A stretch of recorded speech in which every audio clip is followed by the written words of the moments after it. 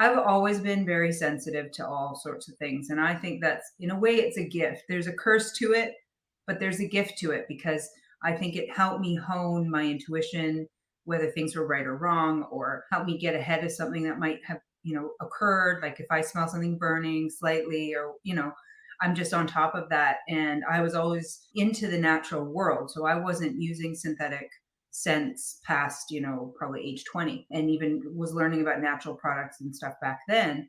But I remember when my daughter was really little, because I put her in skating when she was just a toddler, and we would go to the skating rink, and there was a family that used the most scent heavy, either dryer sheets combined with like Tide or some sort of laundry detergent that made me so physically ill every time. You know what? I would have loved to talk with them or even be friends with them, but that right there was a deal breaker. I couldn't, you know, be around them. So how am I supposed to even have a conversation? And the two kids, the whole family smelled like this. And I honestly don't think they could smell it on themselves, because the thing is, when you constantly bathe in it, you desensitize and you can't tell. And that those fillers and the things they put in the detergents, the brighteners and so forth, they're very sticky molecules. They stay in the clothes.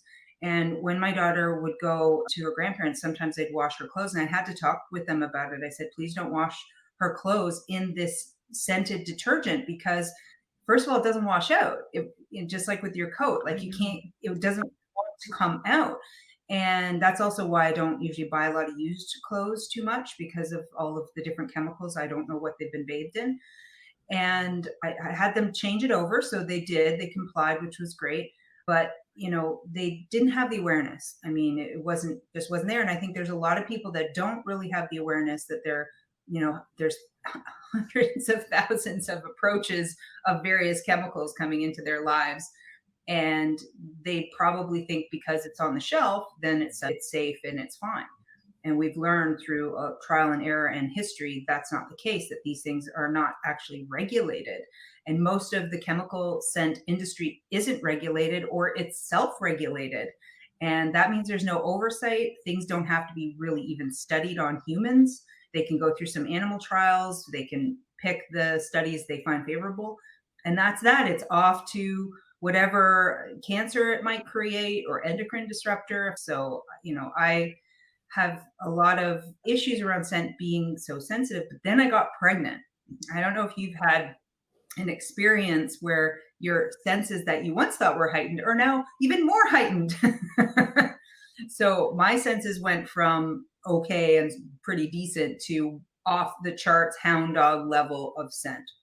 And it was so off-putting to just walk by someone. I could smell if they were dirty. I could smell what things they were wearing, a cologne or otherwise, or even subtle scents.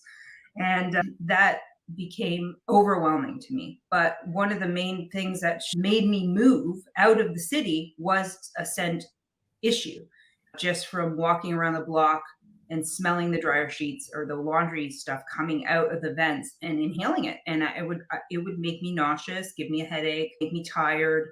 And I thought, do I want to raise a kid in this? I don't. How can I protect my child if she's bathed in it?